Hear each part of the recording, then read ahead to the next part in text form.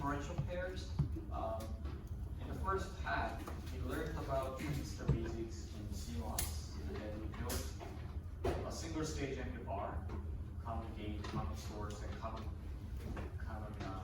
drain amplifiers. And we saw the frequency response, how that amplifier behaves in high frequency and low frequency, and related to that, the noise pole association with the poles, and also zeros, how that behaves. That's a simple description of what we have learned. And for the transistor in that single stage amplifiers, common source as an example, we discussed what kind of load we attach over here. Basically the output over here, the output amount you're getting from here, the amplitude will be the transconductance of this amplifier multiplied by the load you're seeing. To be more accurate, it would be the load of this in parallel resistance with R0. But typically this R0 will be much higher than the passive load. So it's generally just a passive load multiplied by the transconductance. That's what we learned in a single stage amplifier. But what is the problem with using a passive load here?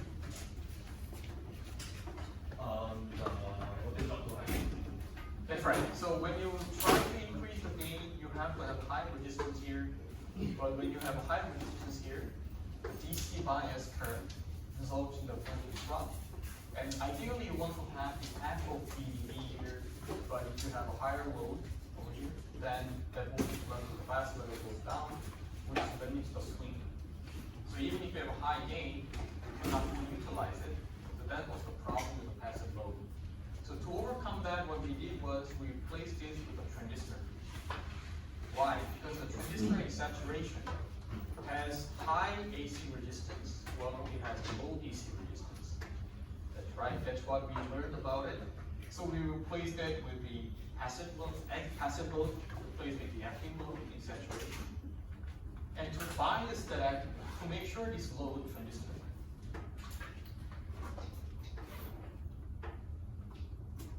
You can do that. So you are utilizing the drain resistance seen from the drain over here as a load. But in order to make sure that happens, we need to make sure this transistor is in saturation. So how did you do that? Option number one was to apply a DC source to make sure the drain voltage is lower than the gate, or if the drain voltage is higher than the gate, that the difference is no more than the threshold. That was one option. But obviously that comes at the cost of having another kind of DC source. We don't want that. So what we did instead was to have a current mirror. The current mirror on the other branch biases, forces this transistor to be in saturation. So that's what we discussed in the first half of the module. Okay, I hope that was a nice summary of what we did so far. You were absent last week, last time. Did you have a chance to look at the video? Oh, isn't that the recording? Yeah. Okay, that's good. All right. So today we're going to talk about differential amplifiers. So this is the outline. We first look into the differential pair, differential and common mode signal, small signal analysis, DC analysis, followed by the common mode. It's not common mode, it's common mode.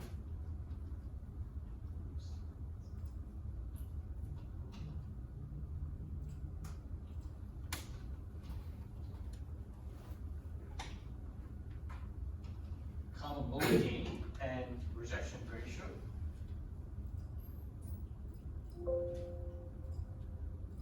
Okay, followed by the frequency response of that differential pair, and then summary. And if we have time, we will be covering the last section of the tutorial number one, the design aspect.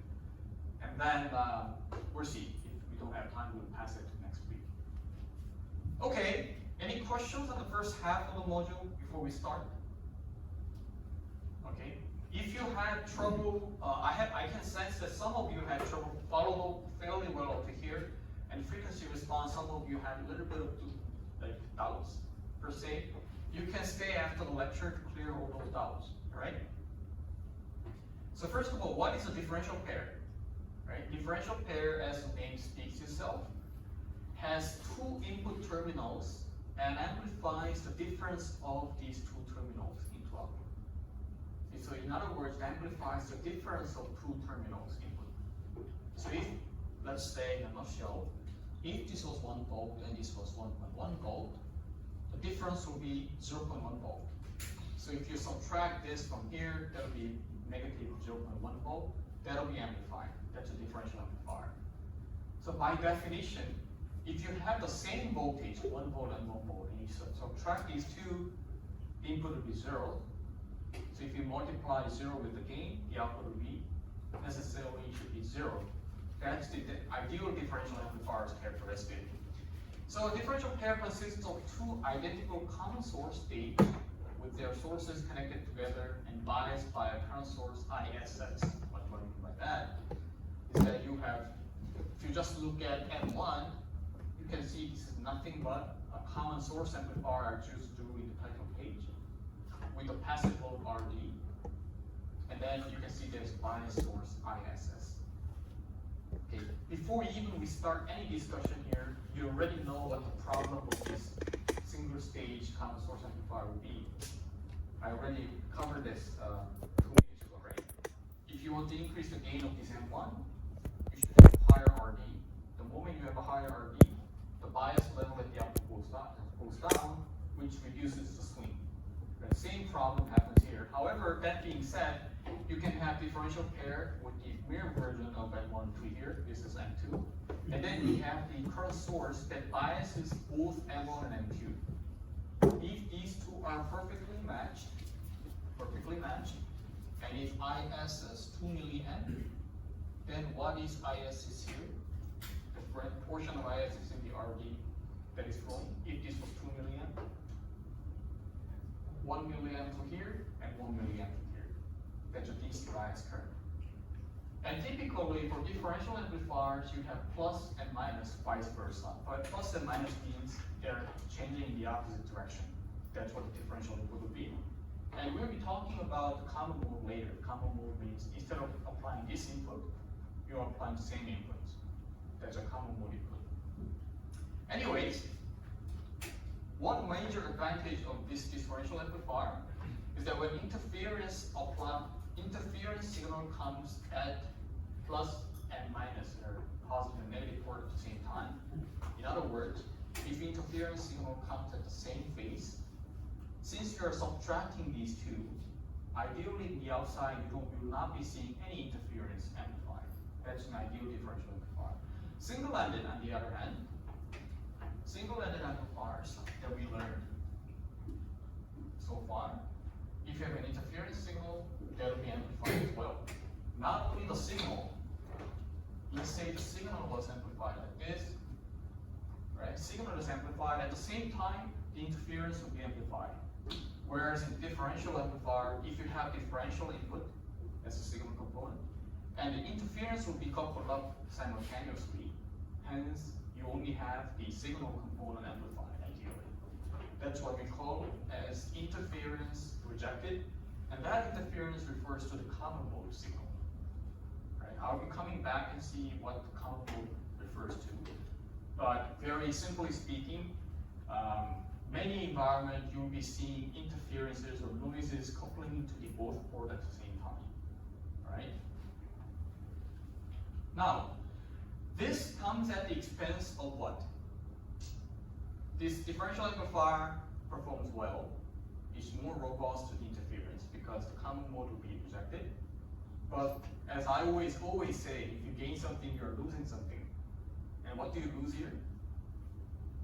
One obvious thing is you have twice as more devices, twice more transistors, more area. And potentially you need to have more power consumption because you have two bias currents instead of one, right? So those are the issues that you're expensing. But at the expense of some much more power consumption and more devices, number of devices and components, and also the power consumption, the interference rejection will be achieved. All right? Now, the only differential signal or difference between two inputs are amplified. That, as I said, is the definition of the differential amplifiers. Okay, and we'll be coming back to this, but we call this node over here, where the sources are connected, as virtual ground.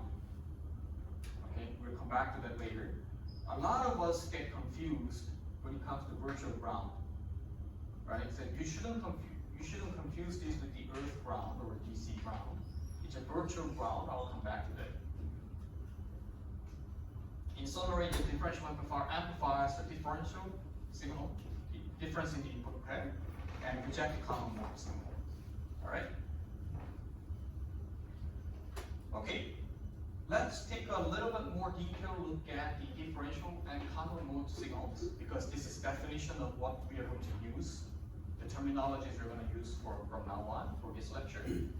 First of all, let's say you have a differential amplifier with this, the notation, the positive and negative port in Vin 1 and 2, and the output will be also differential. You have VO1 and VO2. Here, if you look at the differential input, the input differential will be input to a subtraction of two signals, B input 1 minus B input 2. And differential output will be difference of two outputs. So, right, so it's VO2 minus VO1, that's the definition. You can see that it's fundamentally opposite phase, meaning that input is subtracted from 1 to 2, whereas the output is subtracted from 2 to 1. So the output polarity will be the opposite of input, because that's natural, because you have two common source amplifiers, which flips the polarity, right? That is coupled up to the input. Those outputs corresponding to each input will be opposite phase. Anyways, in that case, if you look at the seesaw analogy that people use, and I also like to use it here, let's say you have an input signal, you will see that there will be common mode signal up to a certain point, and that swings, voltage swings with respect to the common mode. So you have the common mode here, and the input of these two voltages will be swinging back and forth. Right? So in other words, let's say input 1 was swinging with the center point of 1 volt plus and minus 0.1 volt, and the same happens in the V input 2.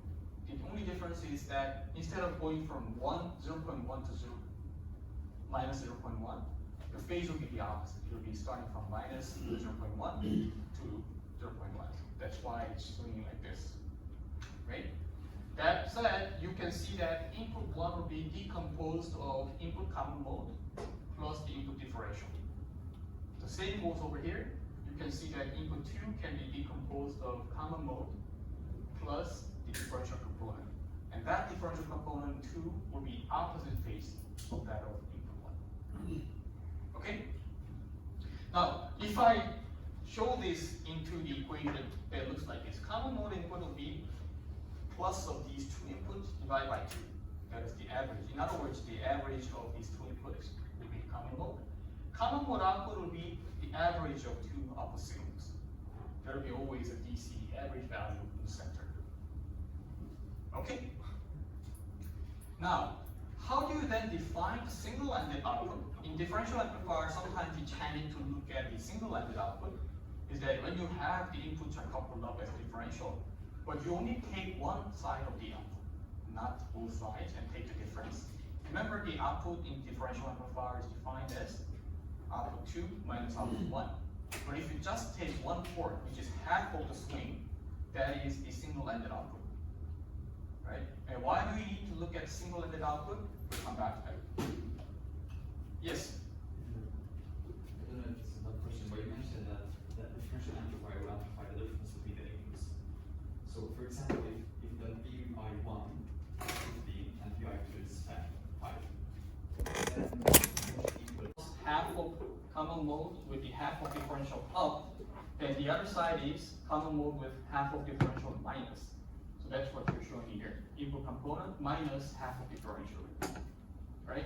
And if you were to show that in diagram, this is how you're going to give it. So you have minus half differential and you have plus half differential on top, which is riding on top of the common mode signal. And for sub-project number 3, when you're giving a differential input, it can actually give this type of notation. You can also give common mode DC for each supplies and without these common modes explicitly. But it's more intuitive to have a DC component with a DC source as a common mode input, followed by differential signal. Right? So this is more video. I actually recommend you use this type of configuration in the schematic. And how do you do it? If I were you, probably I will make it more intuitive. I will use one sine source like this with the same input amplitude, let's say 1 millivolt peak to peak. One in this side, and the other one in the opposite. Oops. Instead of giving minus 1 millivolt with the same phase over here, or phase delay, I'll just probably copy this and flip it. It's more intuitive to read in the schematic. In other words, you have, when you run this simulation in Cadence, you have two options. You can just give, you can play with the amplitude as well as phase, and you can give 0 phase and 180 degrees phase here, but I don't recommend doing it.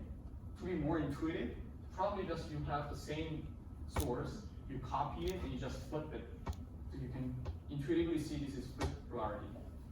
All right. Anyways, V input common mode is the common mode signal which can be either DC or AC. Of course, typically we give a DC supply, but if there's a common mode interference, there's another common mode AC signal coming in. Right, we'll come back to that. A DC input common mode is often needed to bias the amplifier input to a proper DC level. Can anyone explain what I'm talking about here? Can you give us a comment? Let's take a look at these ports. Yeah, so those input ports are here, right? And what do you see here? There are two transistors. And whenever you do two transistor per amplifier, you have an assumption. That's right. So you need to have a certain DC level, right? And what kind of DC level do you need? We did this already a million times, right? What do you need? You need to have drain voltage higher than the gate and gate voltage higher than source. But if you just look at a more simpler way, gate voltage has to be low. So for AC signal perspective, it's equivalent to ground because it doesn't change over time. Same applies here. If you look at the VS, the signal will be seesawing back and forth like this. There is DC level, but it will be seesawing like this from input pair. So if you look at the common mode DC stays stationary over time. It's time invariant, and there's differential component. So when you're doing the analysis in the AC for gain, you can treat this as a ground. But this doesn't mean this is a DC ground because there's a common mode DC component. Just like the VDD. VDD has clearly DC component, but when you do the AC gain analysis, we treat that as ground. Same thing applies here. We come back to the more detailed analysis in the next coming slides. But anyways, so single-ended gain from differential input to single-ended output means that differential input to the single-ended output. You can see that for input pair 1, you can see that the V out 1 divided by the input pair half, differential of half, because we're only giving half of differential here, and the other half of differential of the opposite polarity here. If you just look at the N1 side, you can see that input is given as half of differential of the output over here, which the gain is transconductance of N1 multiplied by R01 in parallel with RD, but typically the R01 is much higher than RD. So if you make a parallel, probably it should be approximated as GN multiplied by RD. Just like the single-ended case. All right?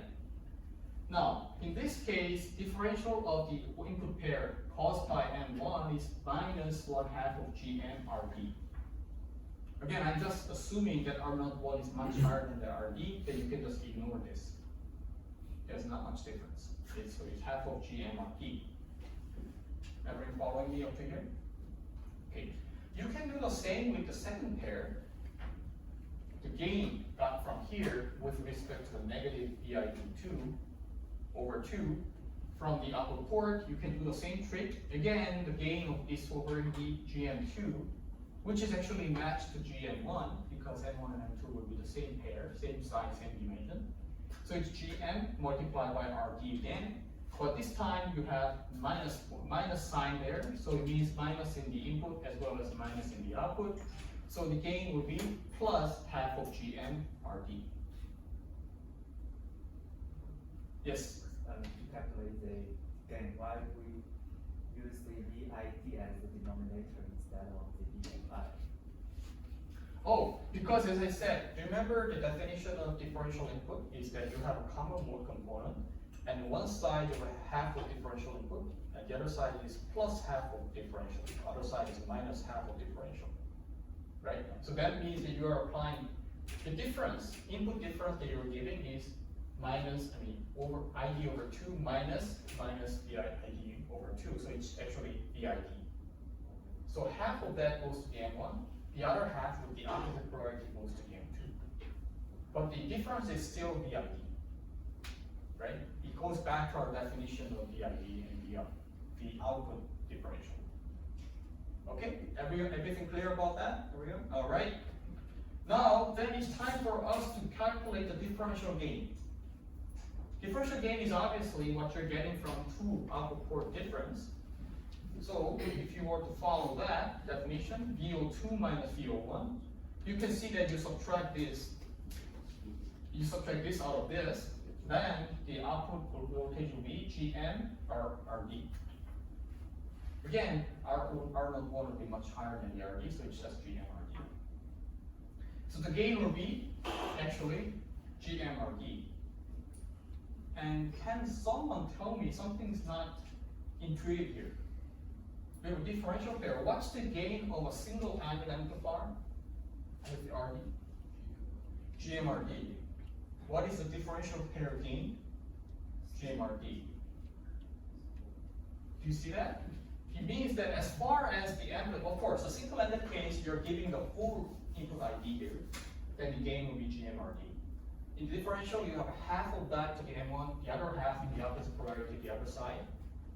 But the gain is still GMRD. Okay, so it actually tells you some stories, something to think about. One, differential pair has the same gain as single-ended, provided the input pair has the same amplitude coupled to it. Two, you have penalty. You're getting the same gain, but you have used twice as much devices plus tail. Right, so it's a huge penalty. But at the penalty of that, what is the gain? Gain is that you're subtracting the differential, input common mode. Okay, is that clear to everyone? All right. Yes. Do you get VO2 minus VO1 equals to VO2? Oh, so that's what I'm saying here. So you can see that the VO2 over VID is the AB2, right? So it means that VO2 is AB multiplied by VID. And then here it's minus, right? So you can see that it's minus. So you subtract this out of this. So you can see that the VO2 is actually VID multiplied by half of GM2 RD. Here it's minus half of GM2 RD. So if you subtract this subtracted this with a negative, it becomes GMRD with the input. The difference is VO2 minus VO1. So if you subtract VO2, in other words, like this.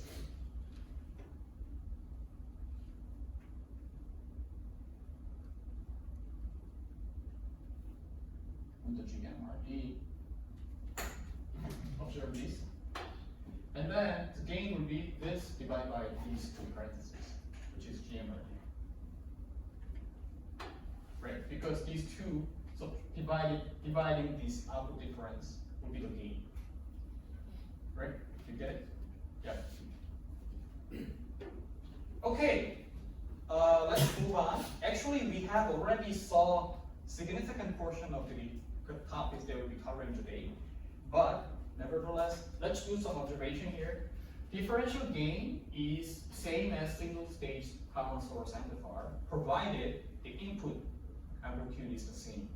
The only difference is in the single-ended, you give full swing to the input. Whereas the differential, you divide that half of swing to the plus to this side, negative half to this side. But the difference of input is still the same amplitude. Correct? And single-ended gain is only half of the differential gain. What do I mean by that?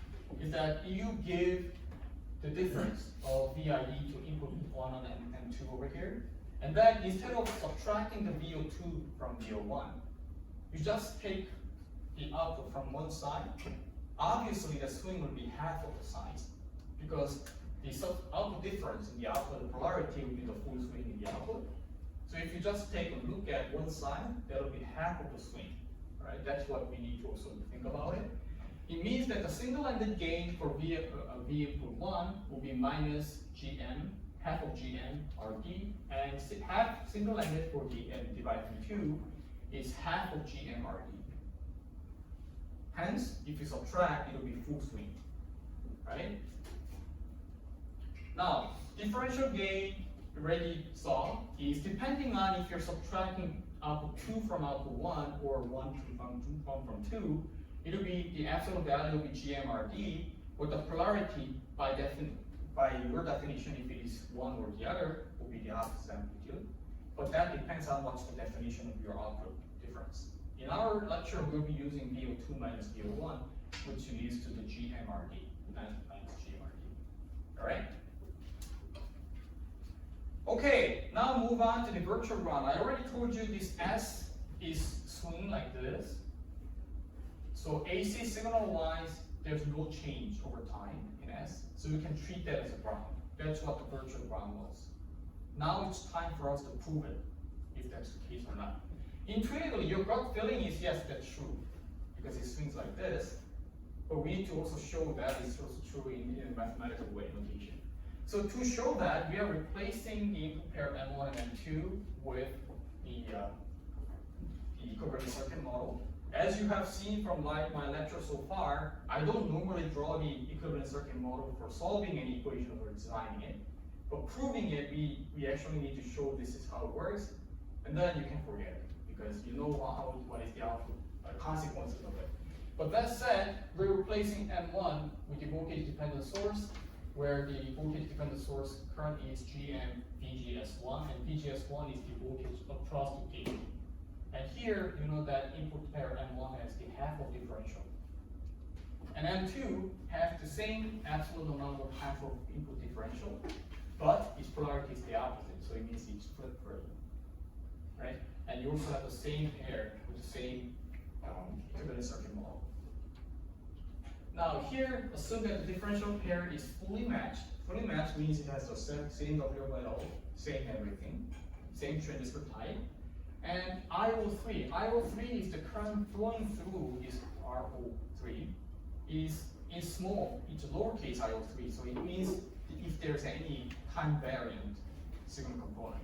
Obviously, there is DC voltage, so there is DC current flowing. That was ISS in the previous slide. But I'm not talking about the DC signal here, I'm talking about any AC component of the current, if there's any. And IO3 is the combination, as you can see from here to the KCL, is the combination of this current and this current. Right? This current and this current combined will be IO3. And that means GM1 VGS1 plus GM2 VGS2, which are these two current sources combined. And since VGS1 is the negative of VGS2, why? Because you have the opposite gate voltage. The polarity is the opposite, always the negative. So if you plug it in, you can see that IO3 is actually 0. What does it mean? It means that DC current is still flowing, but AC current-wise, when this current is flowing this direction, the same amount is flowing out through this M2. And vice versa, when there's current flowing like this way, all the current that flows into the S will be flowing out through M1. So that's why the seesaw reaction is happening. You get it? If there's a leakage, there will be some IO3 component. I'll come back to that. But ideally speaking, this is what's going to happen. Any questions? Yes? How is the gain affected by having two different RD values? Are they supposed to be the same or? Yeah, it should be the same. Are you talking about the R? RD. Oh, RD value. Yeah, that's a good question. We'll come back to that. It will be called a mismatch. Of course, it will be affecting the gain, but more importantly, it will be affecting the common mode. Common mode you should be rejecting completely. But if there's any mismatch in the RD, that will be reflected as a common mode, which in the output, which is not good. So they should have the same value. They should be the same. Yeah. And why is that? It's very clear, right? Common mode you're going to be seeing as you know to cancel out one value going up, you need to have the exact same value negative. That will be canceling out. But if you have a mismatch there, there will be some leftovers that will be reflected as common mode output. Okay. I emphasize it once again here. The virtual grounding AS, when you do the calculation for gain, when you do the frequency analysis, we treat this as a ground.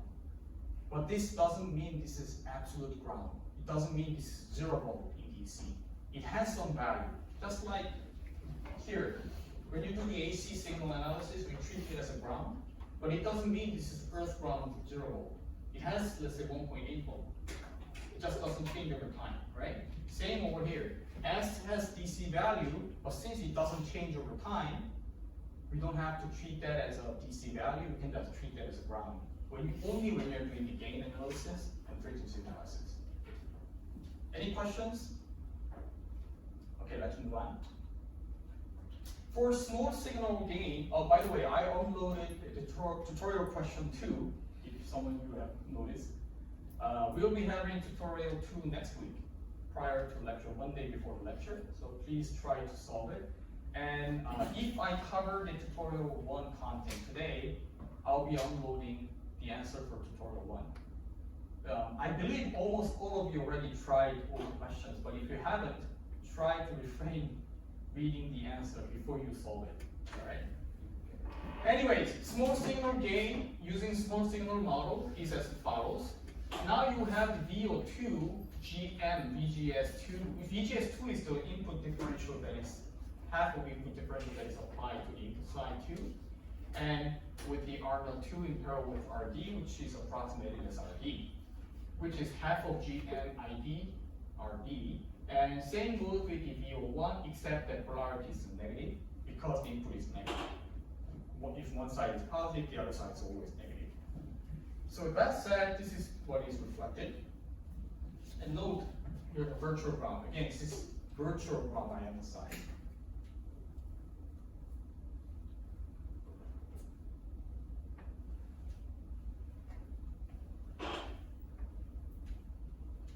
Virtual ground.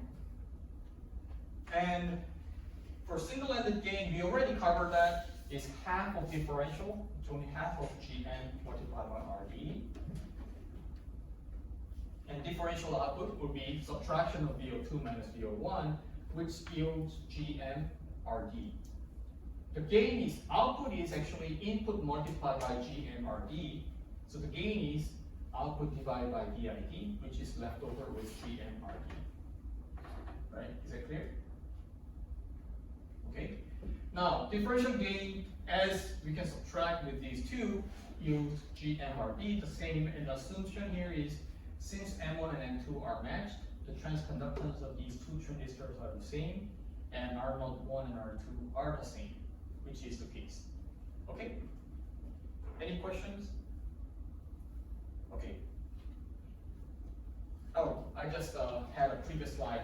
It happens to be the same as single stage, single branch common source amplifier, single level. Okay. Now it's time for us to do the DC analysis as well, the operating point. What do I mean by that? Let's do one by one. We assume that the input, now you can see this is a capitalized the input 1, which means the DC voltage, is the same as capitalized I2, which is the same as input common mode. We assume that is the case. So now we don't have any AC signal, that's the assumption. Then there's a current ISS flowing from this node to the ground, half of which is originating from M1's branch, the other half originating from M2's branch. Okay, that's the assumption here. And DC operating point for drain of the M1 transistor is half of ISS, as you can see here. And that ISS, because M1 and M2 are in saturation, you can borrow the saturation current equation, which is half of W over L multiplied by overdrive voltage squared. If you do not assume, if you do not think about the body effect, and if you ignore the channel length modulation for the time being. Now, The same goes with the M2, you have the half of K prime N with the W over L multiplied by the overdrive voltage squared. That's the saturation current equation for drain.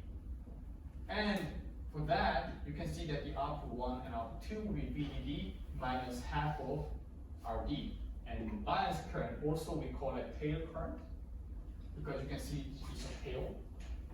If you have the opposite phase, like in the project, you can see it's actually PMOS, and you can call it head current. But anyways, the tail current is supplied by the current source M3 here, right? And to guarantee M3 is in saturation, what do you need to do? Gate voltage lower than Vs, or if it is higher than the Vs, difference is no more than the threshold. In other words, the overdrive voltage has to be maintained, typically, probably, with a safe margin, probably about 2.2 volts. And that, written into the equation, is something like this. You have the Vs mean. Vs mean is over here, which is higher than the overdrive voltage of M3, right? And here, minimum DC input. If you look at the input side, input voltage is actually this voltage plus VGS. This voltage plus VGS. Right? That's the input DC bias point. In other words, let's say input was, let's say 1 volt, and VGS was 0.7 volt, just assuming. That means over here is 0.3 volt. And 0.3 volt is typically sufficient to maintain the overdrive voltage over here. So then it will be in saturation. So in other words, the Vs plus the VGS is the input DC point.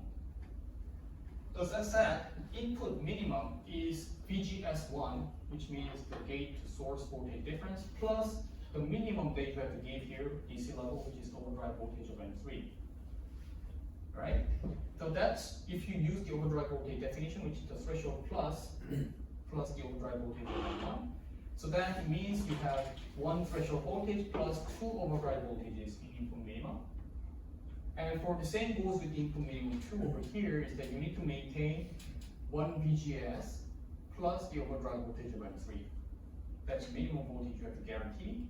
And that means if you use the definition of OD3, which is threshold voltage of 3 plus the VGS of 3, for the overdrive voltage of 3, VGS2, the definition of VGS2 will be threshold plus the overdrive voltage. So it means that you have 1 threshold voltage of M2 plus 2 overdrive voltage that you have to maintain in the input. What is the story that you have to, or the message you want to capture here, is that when you design a differential amplifier, the DC level at both inputs has to be maintained to a certain level. And that certain level is 1 threshold voltage plus 2 overdrive voltage of the NMOS. If it is the opposite, let's say PMOS single pair, you have 1 PMOS threshold voltage plus overdrive voltage of 2 PMOSes stacked together. It has to be minimum given there. Okay? Is that clear to you? A little bit, I'll say dubious? I get it. You get it? Okay. When you have a doubt, let me know, right? Anyways, now it's time for you to go with the output swing. And even before I show you anything, you know what the problem is. I don't like that RD, because you know what's going to happen. Because that RD is going to affect the gain. Gain was GMRD. In order to increase the gain, you have to increase RD. If you increase the RD, output level goes lower. If output level goes lower, your swing to the negative side will be limited. Okay, that's the problem. Let's see how you show that mathematically. When input 1 and 2 are different, that means the drain current of ID and ID2 will be slightly deviating from half of ISS. Because bias point is like this, but depending on the output swing, there will be slight plus and minus in the drain current, right? And 1 point, the drain current will be mismatched, of course, because of the swing. So in that case, let's assume that drain current 1 and 2 are mismatched. If input 1 is higher than input 2, then the drain current 1 will be higher than drain current 2. This doesn't sound right. Okay, it seems to provide it, so let's move on. And in this case, output swing 1 will be lowered, VO1 will be lower than VO2. Why? Because if you have a greater ID, that means more voltage drop over here, so hence the voltage level here is lower than this one. Right? So that's what is written here. And in this case, if V input 1 is high enough, let's say it is so high that all the current is flowing through ID and no current is flowing through ID2, then what happens? What I'm trying to say is this: your input is so high that the output level, input goes up, the output goes down, right? That's to the extreme in such a way that it swings skewed like this. The output O1 is at the lowest point, and output lower 2 is at the highest point. In such a way that there's no current flowing through ID2 at all, and all the current is flowing through this one branch over here. Then if no current is flowing, that means it's cut off. The VO2 will be same as the VDD, because it's connected to the VDD without cut off. M2 is cut off. So in that case, you can see that output over 2, output O2 is VDD, output level 1 is VDD minus ISSRD, because all the current ISS flows through the M1's branch. That's one extreme case you can think of. Is that clear? Now, if the opposite, if IO2 is high enough and IO2 is so small, then all the current flows through the ID2, then this cuts off, then VO1 goes to VDD. So VO1 is VDD, VO2 in that case will be VDD minus ISSRD. Alright? In these two extreme cases, the output swing at VO2 will be such way that you have a voltage swing plus and voltage swing minus, which is the same as VO1, right?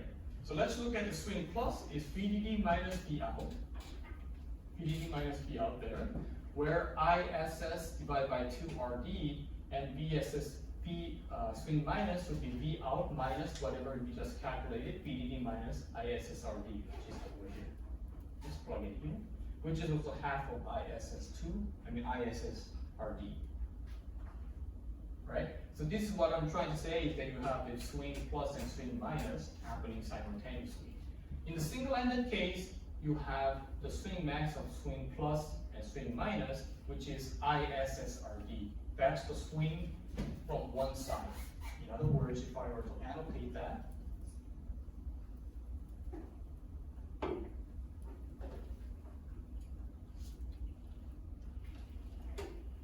right? This is something that's quite natural, I mean, easy to understand up to this point. But if you look at the other side, it also has ISSRD, except that the polarity is the opposite.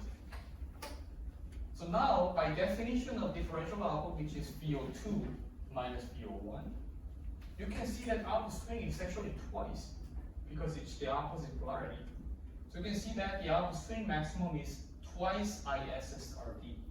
That's really the beauty of differential amplifier. So if you take the output swing perspective compared to the single-ended, even though you have to differentiate the gain and the output swing, the potential output swing in differential amplifier is twice as that of the single-ended, because you're taking the difference of these two, right? Each branch has the same output swing you can potentially get from the single-ended, but since the definition of output swing in differential is subtraction of these two with the opposite polarity, the potential of differential swing is actually twice as much. Does that sound, I mean, did you understand what I'm trying to say here? Yeah, all right, very good. So this is what I was trying. Think about this annotation. Bro. Yes. Oh, 1 and 2 is happening at the same time. 1 and 3. 1 and 2. Oh, no. 1 and 2 is happening vice versa. So let's say when one goes to like half top like this, the other one goes to the lowest point like this. And the other way is when branch 2 is at the highest point, then the VO branch 1 goes, output branch 1 goes to the lowest point. So it's like this. Right? If you just look at one branch, each swinging just as a single-ended. But differential on the other side is swinging at the opposite phase with the same amplitude. But by definition, you're subtracting these two to the other property polarity. So if you take the difference of these two, the swing will be twice as much. Also, this is the case that keep the largest and smallest. That's right, into the input side. Alright? Okay, if you look at the maximum differential input voltage, that results in that output swing, maximum output swing, right? Oh, probably I should mention this as well here. Remember, you can have a very high gain, but your output swing will be limited sometimes. You have seen that in some project number 1. You have a high gain amplifier, but that high gain can be only achieved when your input is so small. Why? Because it saturates. You have seen that, right? In differential amplifiers, you can double the output swing, means that you can potentially have a higher input swing. With the same gain as a single-ended, you have to differentiate the gain and the output swing. You may have a high gain, but because of the limited swing, you cannot utilize that high gain sometimes. Why? Because the moment you give some higher input amplitude, it already starts saturating. We have seen that in some project number 1. One of the solutions is to use the differential amplifier. Then with the same gain, you can potentially have a higher input range because you can handle the differential signal with a higher range in the output. That's why we want to use, at the cost of higher expenses in the number of devices and power, you might want to consider using differential amplifier. Okay, for input range, you need to think about this. You have the input differential and the output differential in that y-axis. And let's say input differential, you have delta ID and minus delta ID to be the range of input. So in this case, that results in the full differential output from minus ISSRD, which we saw from previous slide, up to ISSRD in the output plus side. So here, since the output maximum in the drain, output differential maximum is the same as the differential swing maximum, which is twice the ISSRD, we just calculated from the previous slide. You can see that the output differential, one side over here, half of the input differential, will be the half of the output differential max divided by the slope. And slope is the gain. Why is slope gain? Because slope is defined as output divided by input. That's the slope, right? So gain divided by half of output max is the delta ID, because delta ID is half of input differential from the graph. So this means from the drain current equation, you can see square root of twice ISS over divided by K prime W over L. Do I need to memorize it? Please don't. Right? This is nothing but the drain current equation. Right? So now, the higher this implies, the higher the gain, the smaller the input voltage range. Why? Because you can see that the higher the gain, the smaller the input range. You can see that with this prime over here. So it means that if you have a higher gain, you have to progressively reduce the input swing to minimize the saturation from happening. Alright? Now, what is the maximum differential input voltage? Is actually twice of that amount, because delta VID was this amount. The input range in differential was twice as that amount, so you just multiply that by 2. That's the maximum allowed input swing. Okay? Does that make sense? Does it make sense to you? Okay? Now, this is something you always ask. Input and output offset. Sub-project number 3 tells you to minimize the offset. And you might be questioning me, how do you measure that offset? What is the definition of offset? And here's the answer. Definition of the offset voltage is that the output offset voltage is the output DOD when the input is 0. In other words,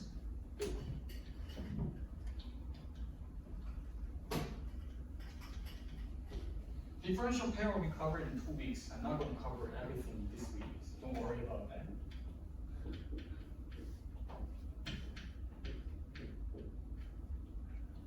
Okay? What is the definition of differential output is when you give a difference in the input. It better be amplified in the output. If there's no difference in the input, you just short these two inputs, obviously the output difference should be 0. But in reality, when you design it, you will always find, even if you give no difference in the input, there will be output difference. This is called output offset, right? So output offset is the output VOD when input difference is 0. Even if you don't give no difference in the input, there is still a finite voltage, X, showing up. That's the output difference, output offset. So if you look at the input to the output graph like this, you can see that ideal amplifier will always have origin. When you have no input difference, output is also 0.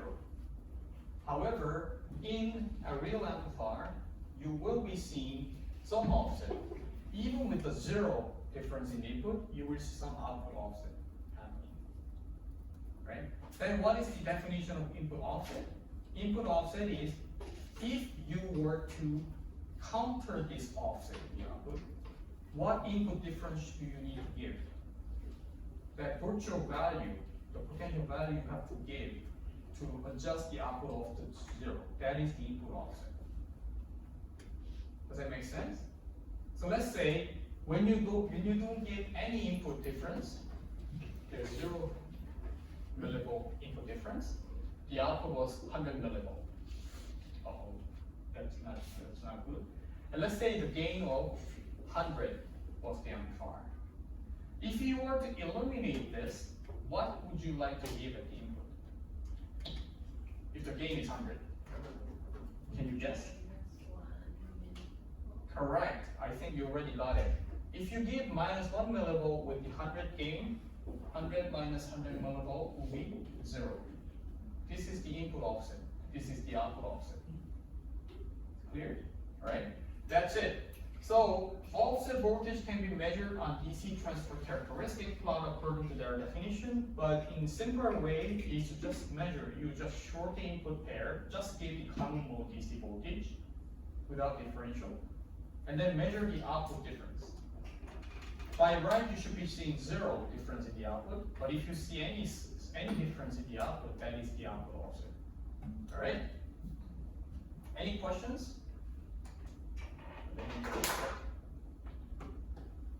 I think we had around 29 slides. Okay, that's the output offset measured at the input difference of 0. And input offset is how to counter that offset. You can see that by giving certain amount, the output offset can become 0. That's exactly what we did here. All right? Any questions up to this point? Okay. Now, I'll stop after covering this. This is on page 14. Differential pair with the common source, current sources of load. Okay, you see this transistor schematic. What do? Don't panic, right? I like it. Yeah, you don't panic because it looks very, very complex, but it's actually not. Can you identify where the input and output are? I like your answer, by the way. Okay, I'm kind enough to say that label this for you. So, right, in the actual schematic, you might not even have a label, then you need to find it. But anyway, you have M1 and M2 with the gate inputs. Okay, so that are the inputs. Where are the outputs? VO1 and VO2. Okay, that's good. So you can see that the amplification is done at M1 and M2. So probably you need to figure out the transconductance of M1 and M2. What is the gain? It's the same as the single-ended because this is clearly differential. Gain is GM1 or GM2 multiplied by output resistance. And what is the output resistance? R02 in pair with R04. That's it. Is it really it? Yes, that's it. That's what we need to find out. That's the gain. It's either GM1 multiplied by R01 in pair with R03 or GM2 R02 in pair with R04. That's it. Then what about all the other transistors? You can see that, right? M3 and M4 is providing, this is an active load. Instead of using RD, because of the output swing limitation, just like a single-ended, we replace that RD with a PMOS in saturation. The same goes here. M4 is the current source as a load. I replace the RD with the PMOS. And because we are assuming that these two are in saturation, how do you guarantee it? You have the current mirror.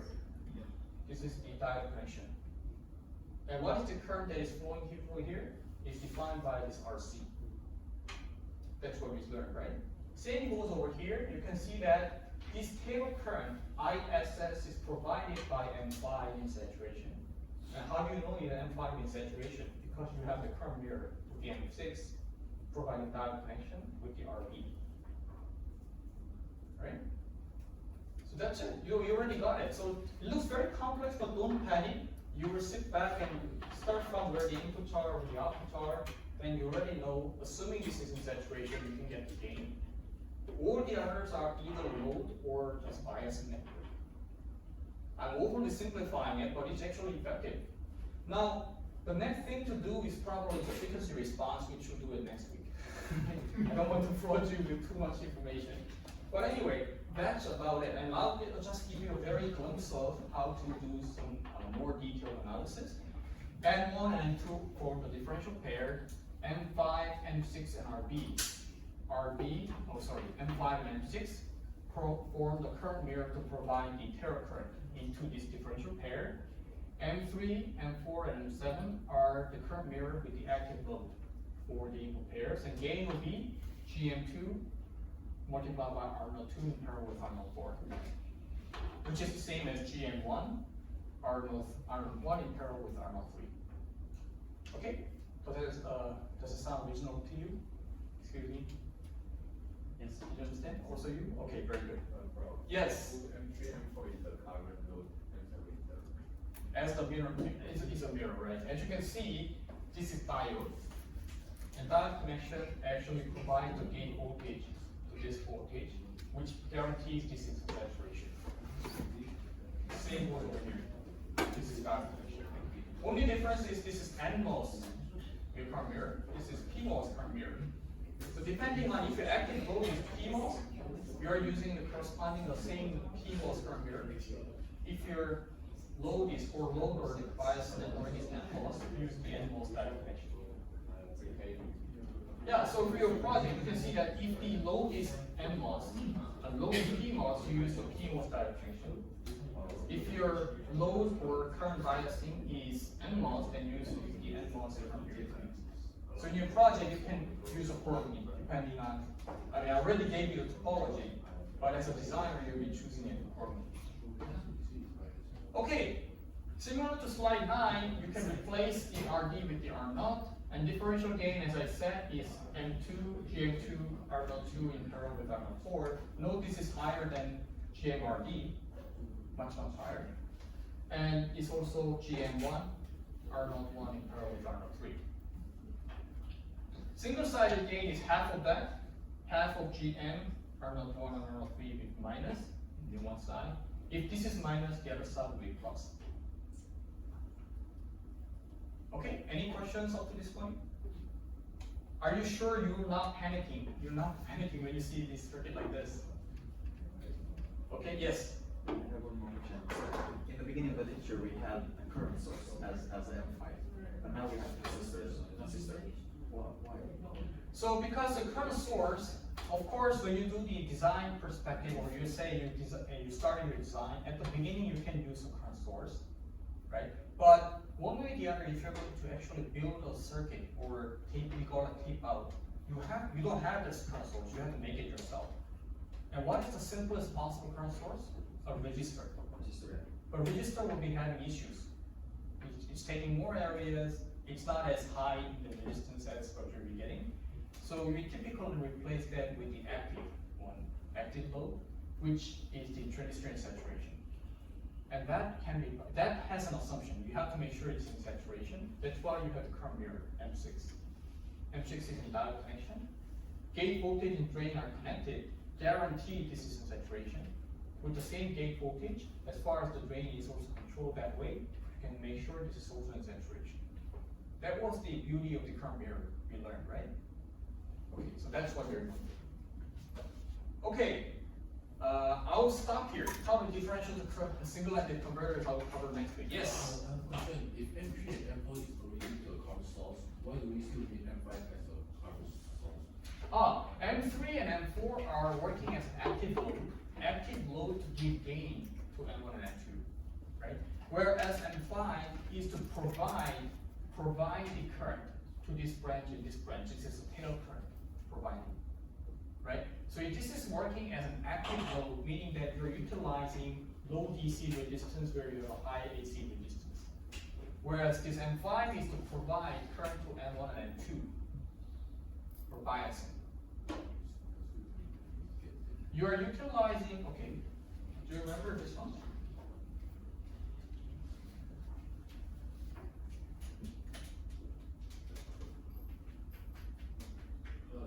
Yeah.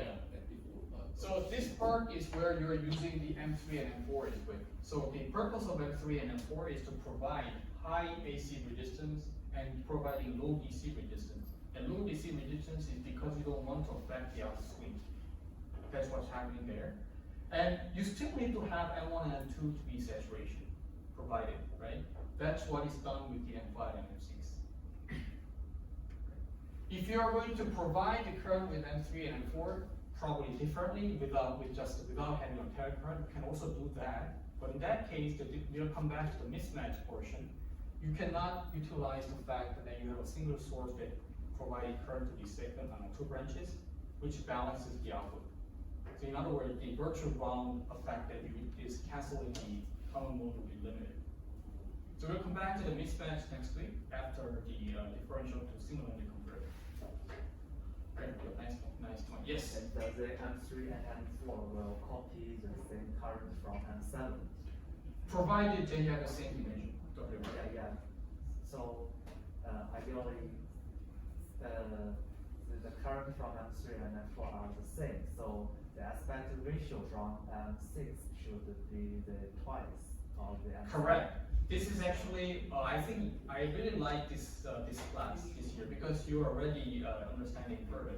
If you have a glimpse of, let's say if you have time, I suggest you look at example 6.1. That exactly has that tailored dimension. Right? That's correct. Why is that? Because you have twice the tail current here. That means you have to have subsequently. You can have the same dimension, but in that case, the ratio has to be properly set, twice amount, or you can have the twice amount as well. Yes? Do you have a question? Okay. Now then, I will start the lecture portion here, but let's have a 5-minute break, and we'll come back and have a tutorial 1. The rest of the tutorial 1, you have a number 5, which I haven't covered. So let's take a 5-minute break. Well, sorry, could you repeat again? Okay, since the question is already there, let's just cover it.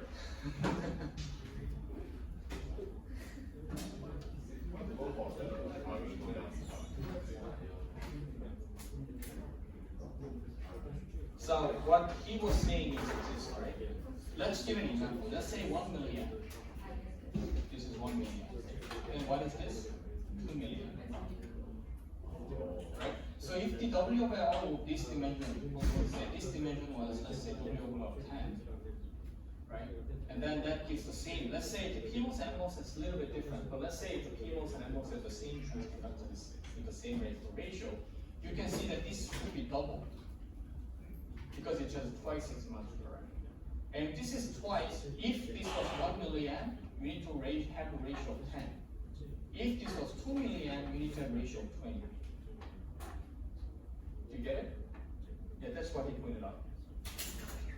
Also, assuming that PMOS are capable. If it is not capable of saying, it still, you have to remember that one branch is flowing half of the current flowing through here.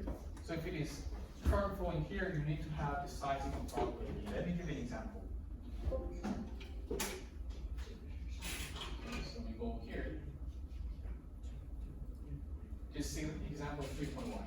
You can see that it has 5 over 1, 5 over 1, and it's 10 over 1. Because there's one branch flowing 1 milliamp, one flowing 1 milliamp, 2 milliamp flowing. If 2 milliamp flowing, you need to make sure if you have a ratio over here with the same current, if the assumption is same current flowing here through this branch and this branch, you need to have twice as much current in this branch, right? That's why you have the size like this, 10 over 1. And that's assuming that the current of M1 and M2 will equal to the current differential. That's right. For this particular equation, you don't have to do it this way, but this particular example, if you look at it, So it won't really match because Kn and Kb are different, right? no, I'm not saying that you're gonna match it, I'm just saying that if this was the case, maybe different, right? So for this particular example, look at this. You have the K parameters are different, however, let's say you have the given in a way that you have the sizing of the transistors this way. Right? In different environment or different conditions, you will have a different answer. But this particular example, you are seeing that M5 and M6 has twice the ratio. The reason, what is the consequence of that is that when the current flowing through the IRF, the twice of that current will be flowing through here, right? Because you have the ratio of 1 to 2. And where does it want it to come from? It's given from this equation. You don't have to choose it this way. But if it was given this way, then you can see that current flowing through here will be twice as IREF. And twice as IREF means that half current flows here, half current flows in here. Right? And then that means whatever the current that is flowing through that, depending on the K prime amount, you will be determining W of L if you are designing it. But in this particular example, we have given this is 501. Then you'll be back calculating what is the corresponding voltage and the bias point there. But if you're given as a design problem, you don't have to do it that way. Did you get it? Yeah, let's cover that next week again. Yeah. But if you have time, I actually recommend you try the example 6.1 before coming to the lecture. This will be interesting problem. Yes. For the, just now, the current source case, right? I still don't really understand why we cannot use the current mirror on top. You can still use it, as I said, you can still use it, but if you don't care about mismatch. Why would we get the Right, because, okay, this is a good question as well. So you need to give a terra current from the same branch and you'll be splitting it. If all the transistors are mismatched, you have the exact same amount of current, monopoly by this one single transistor. If you have two transistors that is controlling it, then of course in ideal case these two transistors are perfectly matched, then you'll be providing it accordingly. But in reality there will be always mismatch. If there's a mismatch, there's not exact same current flowing through these two branches. That's why you want to control by a monopoly transistor, not by 2 or 3 transistors. Only advantage is that in the real world you will provide the. That's right. For mismatch purposes, yes.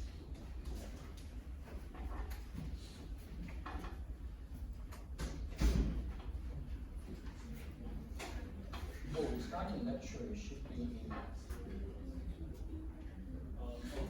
Yes. Can you give me a second, please? Listen to close it. Just give me a second. Oh, by the way, did everyone solve tutorial 1? Except number 5? Just more practice question. More practice questions. Okay, let's see if I can get some more here, but hold on a second.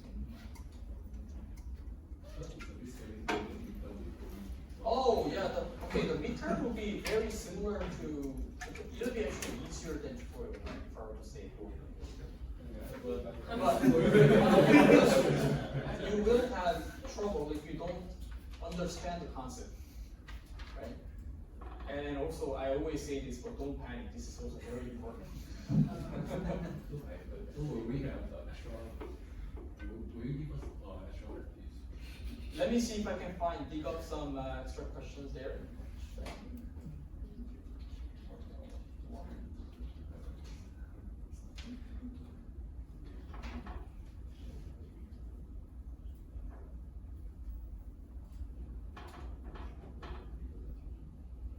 Okay, welcome back. Let's start the tutorial 1. So we split this tutorial 1 to 3 weeks, right? This is the last part. Now, what tutorial 5, question 5 is asking you to do was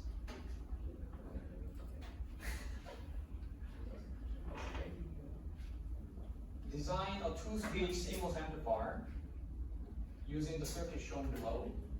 Amplifier has an overall gain of 100 while driving a load of 50 ohms.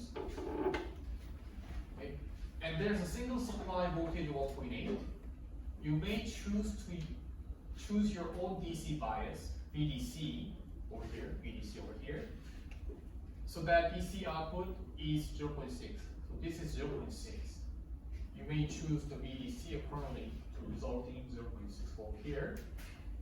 The minimum length for all devices is 0.2 micron, and the maximum width is 1000.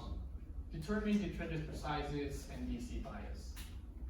Use following parameters, blah, blah, blah. Okay. Whenever you have this new type of questions, right, this is something that we didn't learn from lecture explicitly. Although everything we need to know to solve this question, we already learned. So how do you actually approach this other question is, as I always say, don't panic. And then you have to look at it. Okay, input is over here, and now again you get the output over here. Well, I mean, sorry, input is here, and then output is here. And if you look at it, the PMOS gate, and the output goes to the drain, so it's a common source amplifier. And then followed by M2, which is gate, and the output is from drain. So this is common drain amplifier, which means it's a buffer. So you have to first identify what type of amplifier is it, and where does the amplification happen? Amplification happens from the M1, so you probably need to know the transconductance of M1, multiplied by the R03 paired with R01, that will be the gain of the first stage. Are you following up to here? Okay, let's repeat. Did you notice this M1 is a common source amplifier? Because you have an input from the gate, output from drain. This is PMOS, not NMOS. It's a common source amplifier. What's the gain of common source amplifier? Transconductance multiplied by the output resistance. Output resistance will be R01 in parallel with R03. You're following up together, right? Common drain amplifier, we already know the gain. If it is ideal common drain amplifier, the voltage gain will be 1. But in reality, it's not 1. It's close to 1, but it will not be 1. So we'll probably come back to that.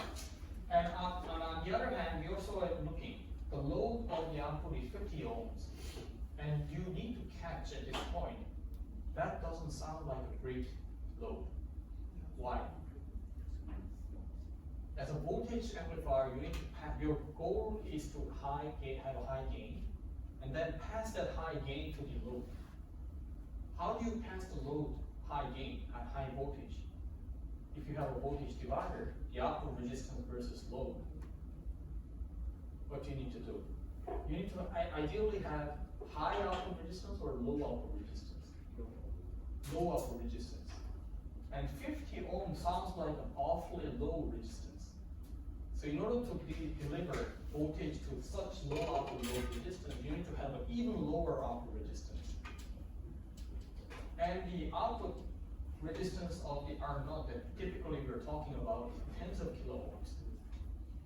So if you just connect 50 ohm over here, what will happen?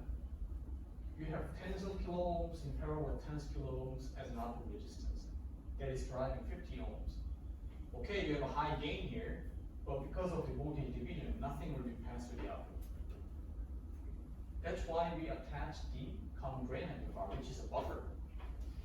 What does the buffer do? Buffer has the voltage gain of less than 1, close to 1 but not 1. The output resistance will be small. And how small is it? That depends on how, it will be transconductance of M2, which is 1 over GM2, right? Because this is looking at the source. Now you're looking at the diode connected amplifier, similar to. But 1 over GM2, the transconductance of M2 has to be as great as possible. Why? Because you don't have a low resistance in the output source. Then how do you make this output resistance seen from the source of M2 as small as possible?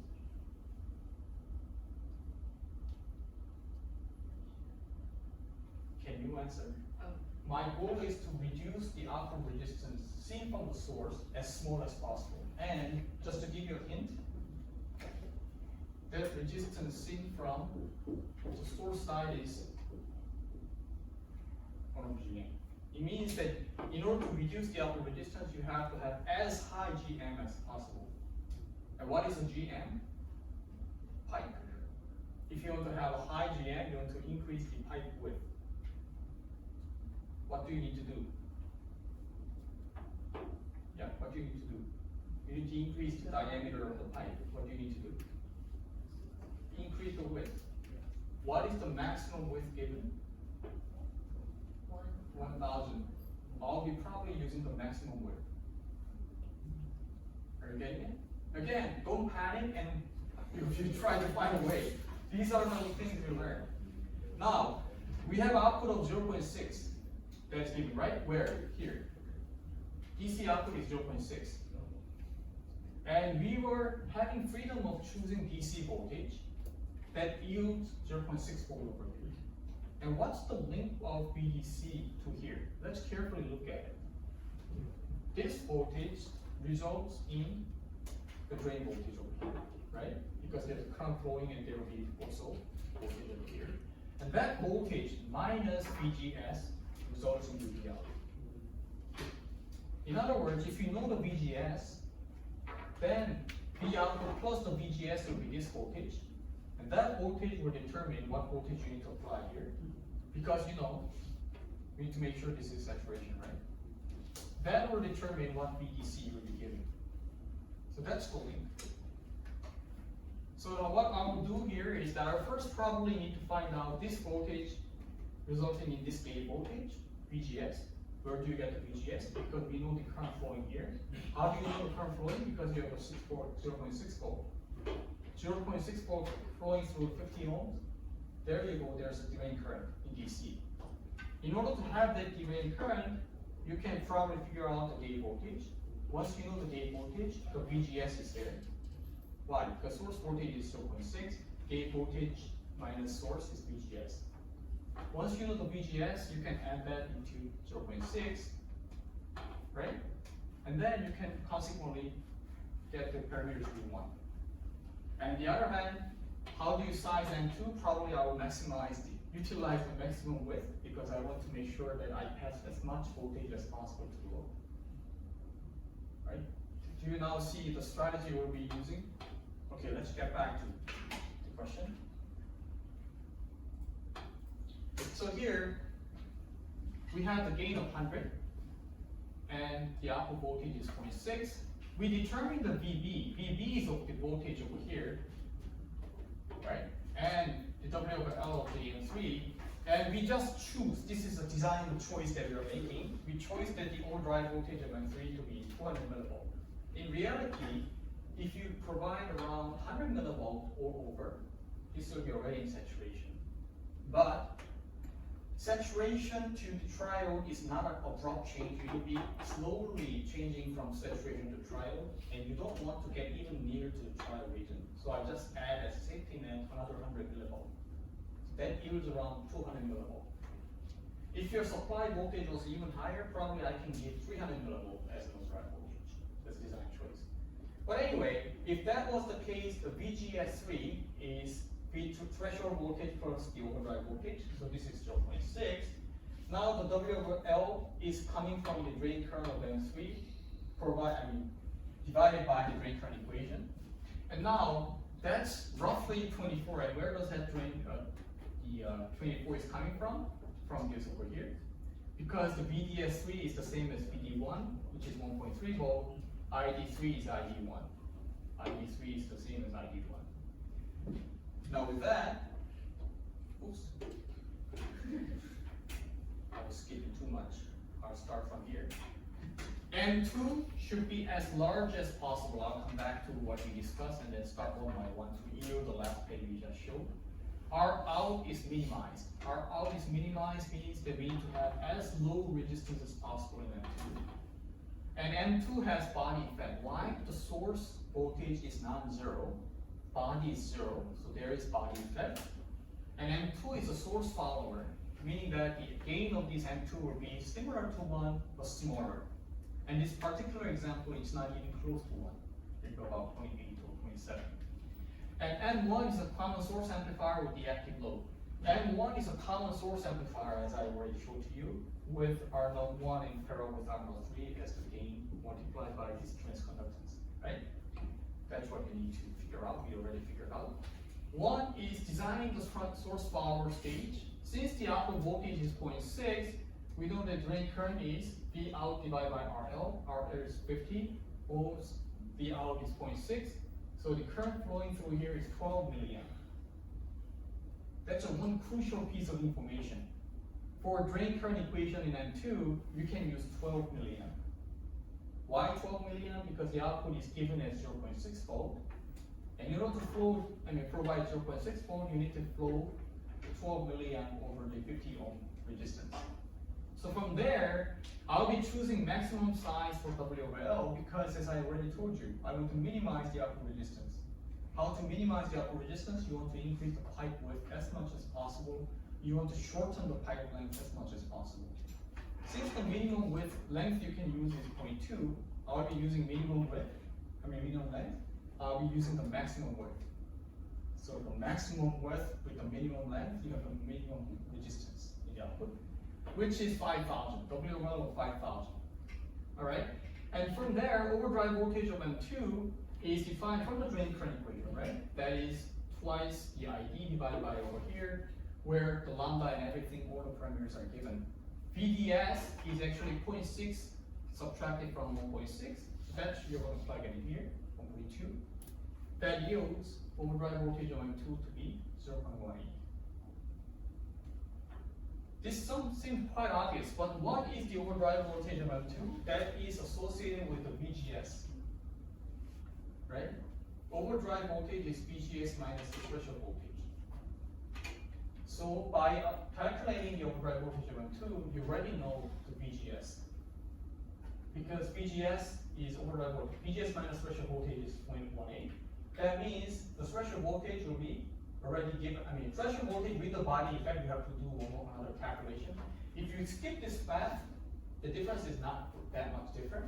But to be more accurate, probably I'll be calculating the change of the threshold voltage due to the body effect. Now, with that, the VGS will be threshold voltage plus the overdrive voltage, which is 0.7. VGS2 is here 0.7 volt. Hence, the voltage at drain over here, which is the gate of M2, is the VGS2 plus 0.6, which is 0.6 plus 0.7. 0.7 we just calculated. So what's the voltage over here? 1.3. Does it make sense to you? I just recap what we did so far. We started off from the fact this is 0.6. That yields the current flowing through the RL, which is 12 milliamp. And since this is 12 milliamp, we can find the overdrive voltage of M2. And why were we finding overdrive voltage? Is because I want to know the gate voltage over here. What is the gate voltage? It's the VGS plus over here. Over here is 0.6. VGS can be calculated from the fact that VGS is threshold voltage plus overdrive voltage. Why? Definition of overdrive voltage is VGS minus threshold voltage. Right? So that's where we got it. To make it more accurate, the threshold voltage over here, I'll be, because you have a body effect, I consider the body effect, which yields around 0.04 volt difference. Not great difference, but there's still a little bit of difference, right? Anyways, so this yields 1.3 volt. Any questions up to this point? Okay. Now, if you look at peep into the lecture note, the gain of the source follower stage will be M2 with the GM2 divided by GM2 plus GMB2 with the body effect, plus half of RL plus half of 1 over R2. And the fact that the RL is so small actually affects the gain. If you have a load resistance higher than that, you can completely ignore this, right? But since the RL is small enough, now it will be affecting the gain. And as a result, if you plug in the values given, you will find, I'll come back to the gain of the second stage. But anyway, to calculate the gain of 100 overall, we have to calculate the M1 stage gain, multiply by M2 stage gain. And as the AV2, the second stage gain is less than 1, it's close to 1 but not 1, you need to figure out that M1 stage gain has to be greater than 100. So that greater than 100 multiplied by less than 1, overall you'll be 100. Okay, where does that 100 come from? It's coming from the question itself, the condition, the specification. So now, small signal parameters, I want to know the small signal of these M2 as well as M1. Why? Can anyone tell me why? So could you repeat that question? Yeah, my question is, I want to know the small signal Gn of M1 and Gm of M2. Why do I want to know that?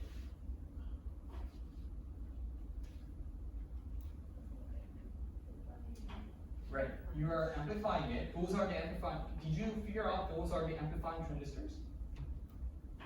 Yes. And what is the gain of the first stage?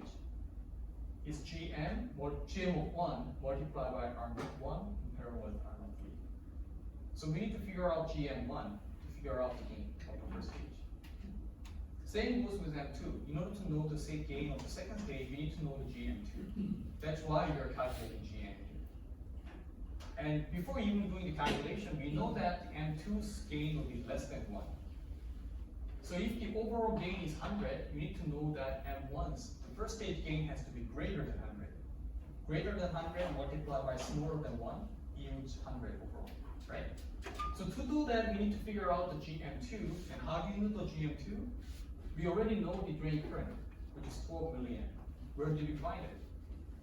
0.6 divided by 50, that was 12 milliamp. So from there, we can find the Gm2. We plug in W of L, already we calculated 100 over 0.2, and 1,000 over. Where does that number come from? We chose it. Why did you choose that? We want to minimize the output resistance. So we know this, we know the K prime, we know the drain current, 12 milliamp. So the Gm2 is already calculated. You can see that you better bring in your calculator when you're doing the midterm exam. Eta, which is considering the body effect, it'll be 0.186. R02 consequently will 1 over lambda divided by, multiplied by A2, which is 2 kilo ohms. So that A2 from the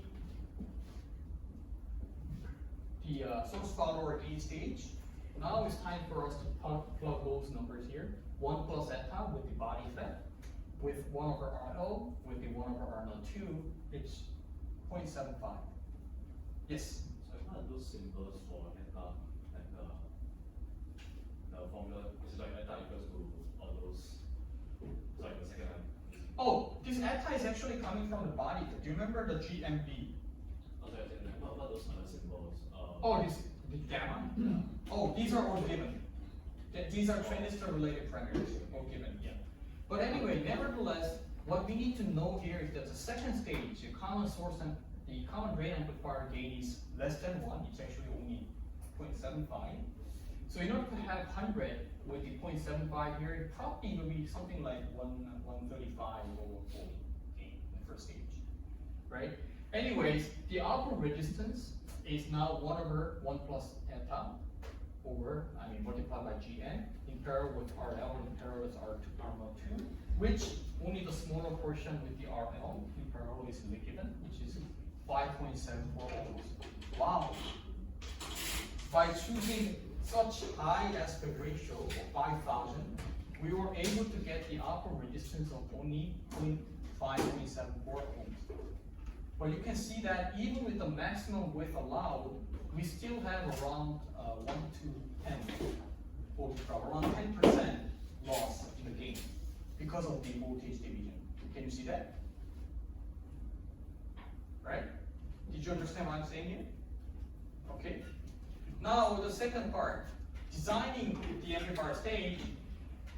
Consequently, the second stage is only 1.75, 0.75. So in order to achieve the overall 100, the first stage gain has to be 133. I roughly calculate this as a 135, but it turns out to be accurate number is 133.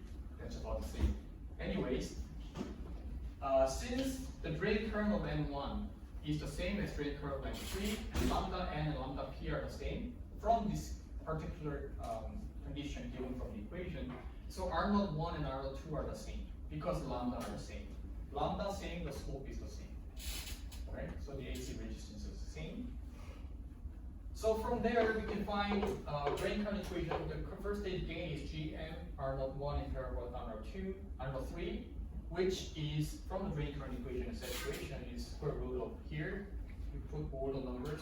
You already know these parameters. From here we know that W L of 1 divided by ID will be 1.7757 to the power of 10 to the power of 6. And here is another choice.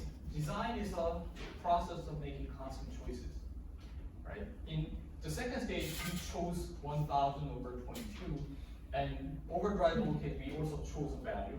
Here I just choose ID to be 50 microamp, you don't have to. I just chose that value because you have two unknowns here. One is here, the other unknown is here, so you have to make a choice. You either make a choice for here or for here. In my case, I chose 50 milliamp, which yields the real value of 78.6. Let's clean up the number. I just choose 80. All right. Check the first stage gain is G, or in order to do the first stage gain, we need to know the GN1, which just like in the second stage, you can use this equation from drain current equation, which yields 5.37 to the 10 to the power of -4 Siemens. And with the output resistance of R01 divided by 2. Why? Because same lambda, PMOS and NMOS, same resistance at R01 and R03. So same R01 with R03 in parallel, it's half. So it's only half of that, which is 250K. First stage gain is 134.3, which is close enough. All right? Of course, we know this is hand calculation. If you run the simulation, it'll be quite off. By now, you know that. But it's a good enough approach to start off with. Okay, so with that, is this over? No, we need to double check the overdrive and operation of N1 with this gain. That's very, very important. How do you do that? Overdrive voltage of the first stage will be, from the drain current equation you can also get it, is 186 millivolt, which is, I would say, okay. Above 100 millivolt will be okay. We have extra around 86 millivolt of margin. And VDC is what? The voltage over here, which is VDD minus VSG1, which is VDD minus threshold voltage minus overdrive voltage, which is 0.97 volt, which is 1 volt, I would say. If this is 1 volt, you can see that with this, we already calculated 1.3. This is 1 volt, this is what? 1.8. This is in saturation. So we need to check if this M1 is in saturation or not with this given voltage. And we have found this is 1 volt, this is 1.3 volt, this is 1.8, hence this is in saturation. Okay. All right. Very good. That's not over yet. We already did this. Now, for the WL of 3, what we need to do is that we also need to choose the value for the overdrive 3. This is what I first showed to you. I just chose to be 200 millivolt. And that subsequently leads you to WL of 24. Right? That's another design point. So as you can see, if you choose different values of your choice, you will consequently have a different answer, which is perfectly fine. Just understanding how you approach this and how you are going to tackle it is important. So let me get back to you before I finish. It takes a long time today, but it's very important we review it.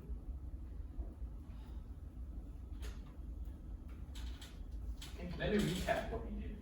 This problem was asking you to design this amplifier. Design means you'll be designing WL and also the VB voltage, and also the VDC voltage you provide.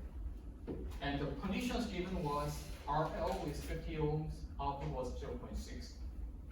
So from there, we know the current that you need to flow here. And from there, we know the drain current equation of M2. From there, we can calculate VGS, which is the voltage over here. And from that voltage, we can also check the bias condition of M1. And in order to calculate the overall gain, we need to first know the GN1 and GN2, which you can also induce from the drain current equation. And the first design choice we made was M2, because you have to have as low resistance as possible. The water pipe here has to be as wide as possible, as short as possible. And the maximum you can get is 1,000 width. Minimum length is 0.2, so I just gave 1,000 over 0.2. Right? That's the one design choice. Followed by the design choice over here, which I just chose to give 200 millivolt overdrive voltage for M3. Right? Then consequently, you can calculate the GMs, and also you can calculate the VDC. But from VDC, you must double check if this voltage satisfies the volume saturation or not, which it does. Okay? If you were to confirm this with the simulation, of course in the simulation these parameters will be off, and you'll be quite seeing different characteristics. What you need to do is that you first make sure that M1 is saturation, and also M2 is saturation, followed by M3. Okay, so that's it for the tutorial. I'll see you next week for tutorial 2. Please make sure you solve it, at least 1 or 2 questions, preferably all of them. And if you have questions, I will be free today until 2:45. So please, you can stay in this class until clear up your doubts. All right, see you next week. Thank you. Sorry? RO. RO3. Oh, RO3. That's right.